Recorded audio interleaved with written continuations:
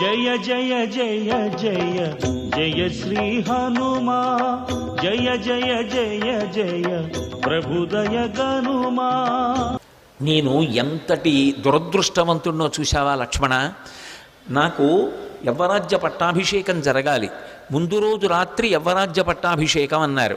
ఈ పాటికి నేను ఏనుగు మీద అంబారీలో తిరగాలి. అటువంటిది ఇవాళ రాత్రి యవ్వరాజ్య పట్టాభిషేకం అనుకున్నది మరునాటు పొద్దున్న అభిషేక సమయానికి తప్పిపోయింది. రాజ్యాద్భ్రంశో, రాజ్యం పోయింది. పోని రాజ్యం పోతే పోయింది. అంతఃపురంలో ఉన్నానా, వనే వాసహ, అరణ్యానికి వచ్చేసాను. పోనీలే ఏదో అరణ్యానికి వచ్చాను, వచ్చినా కూడా సీతమ్మ పక్కనుంది కాబట్టి ప్రశాంతంగా గడిపేశాను.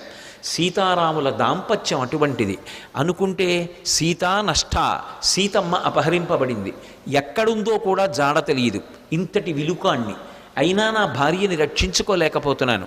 సీతా నష్ట హతో ద్విజ, నేనున్నాను అని దశరథ మహారాజు గారితో సమానమైనటువంటి వాడు, నాకు స్నేహితుడు, పాపం పరుగు పరుగున వచ్చి నాతో పాటు ఉండి నాకు సేవలందిస్తున్నటువంటి జటాయువు మరణించాడు.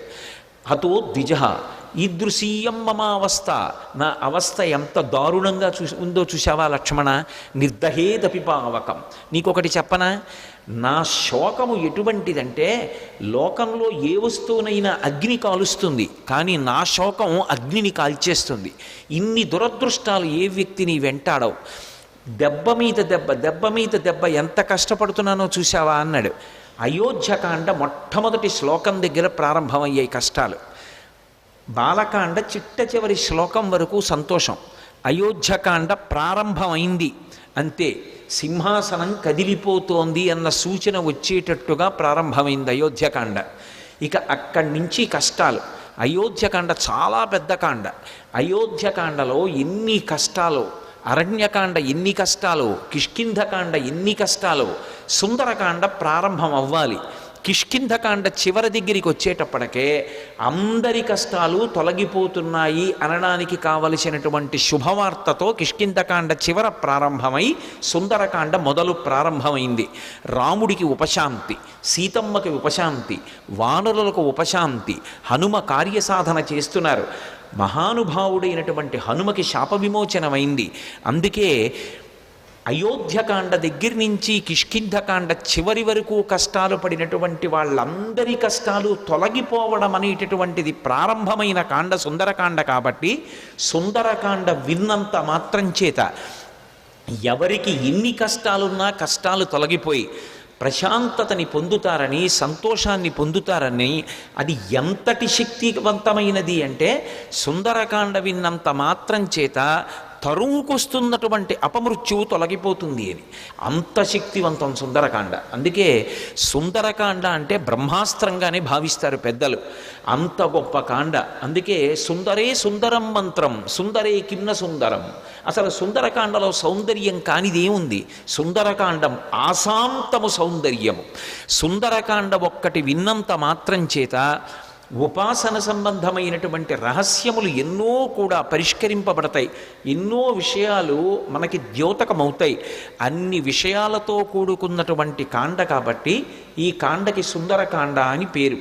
అంత శక్తివంతమైనటువంటి సుందరకాండ యొక్క ప్రారంభం ఎక్కడ అంటే నిజానికి మొదటి శ్లోకం తతో రావణనీతాయా అయినా దానికన్నా నేపథ్యం కిష్కింధకాండ చివరిలో పడింది. ఎందుచేత అంటే కిష్కింధకాండ చివరికి వచ్చేటప్పటికి అందరూ శోక సముద్రంలో ఉన్నారు.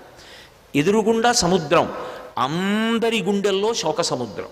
ఎందుచేత ఎప్పుడో తప్పిపోయింది సీతమ్మ, జాడ తెలియదు. రాముడు ఏడుస్తున్నాడు, అన్న ఏడుస్తున్నాడు, లక్ష్మణుడు ఏడుస్తున్నాడు, భరతుడు అన్న కోసం ఏడుస్తున్నాడు, కౌసల్య సుమిత్ర కైకేయి బిడ్డల కోసం, రాముడి కోసం, కోడల కోసం, నందిగ్రామం వెళ్ళిపోయిన భరతుడి కోసం ఏడుస్తున్నారు. అసలు కోసల దేశ వాసులు ఎప్పుడు రాముడు వస్తాడని ఏడుస్తున్నారు. అవతల వానరులు సీతమ్మ జాడ తెలియలేదు. మాట ఇచ్చినటువంటి సుగ్రీవుడు సీతమ్మ జాడ కనిపెడతానన్నవాడు ఎలా కనిపెడతాడు? మాట దక్కించుకోగలడా? వానరులు ఏడుస్తున్నారు. సుగ్రీవుడు నా మాట నిలబడుతుందా? సీతమ్మ యొక్క జాడ కనిపెట్టి తేగలిగిన వాడు ఉన్నాడా? హనుమ కార్యం సాధించగలరన్న నమ్మకం ఉంది, కానీ అది జరిగే వరకు ఉద్విగ్నతతో ఉన్నాడు. అందరి హృదయాలు కూడా అత్యంత ఉద్విగ్నతతో కూడుకున్నటువంటి సందర్భంలో ఉన్నాయి. దక్షిణ దిక్కుకు వెళ్ళినటువంటి అంగదుడి నాయకత్వంలో వెళ్ళినటువంటి వానర సమూహంలో హనుమ సభ్యులు. కానీ ఆ వెళ్ళినటువంటి బృందం ఒక పెద్ద బిలంలో చిక్కుపడిపోయింది. ఆ చిక్కుపడిపోయినటువంటి కారణం చేత సుగ్రీవుడిచ్చినటువంటి కాలం దాటిపోయింది. సుగ్రీవుడిచ్చినటువంటి కాలం దాటిపోయింది కాబట్టి వెనక్కి వెడితే సుగ్రీవుడు చంపేస్తాడు. సుగ్రీవాజ్ఞ ఖచ్చితంగా తిరిగి రాకపోతే శిరచ్ఛేదం చేస్తానన్నాడు. వెనక్కి వెడితే సుగ్రీవుడు చంపేస్తాడు.